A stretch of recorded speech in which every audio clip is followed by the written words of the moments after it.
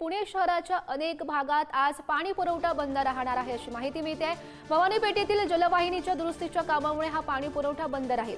पुण्यातील शंकर शेठ रोड, गुरुवार पेठ, बुधवार पेठेत आज पाणी पुरवठा बंद असेल। काशेवाडी, नानापेठ, सारसबाग परिसर, गंज पेठेतही पाणी पुरवठा बंद असेल। तर शुक्रवारी सकाळी कमी दाबाने पाणी पुरवठा होण्याची शक्यता आहे। आणि या संदर्भात अधिकची माहिती जाणून घेऊयात। आमचे प्रतिनिधी बालाजी पोद्दार सध्या आपल्यासोबत आहेत। बालाजी, महत्त्वाची बातमी, पुणे शहराच्या अनेक भागात आज पाणी पुरवठा बंद असणार आहे। कधीपर्यंत हा पाणी पुरवठा पुन्हा सुरळीत होईल? जलवाहिनीच्या दुरुस्तीसाठी हा पाणी पुरवठा बंद असणार आहे आणि आज दिवसभर हा पाणी पुरवठा बंद असणार आहे।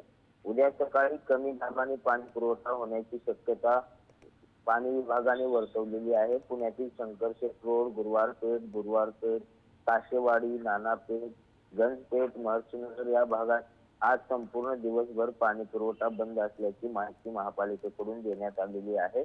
त्यामुळे उद्या आणि आज पाणी जपून वापरण्याचे आवाहन करण्यात आले आहे। गौरी, हो, नक्कीच बालाजी, धन्यवाद दिलेल्या या सविस्तर माहितीसाठी।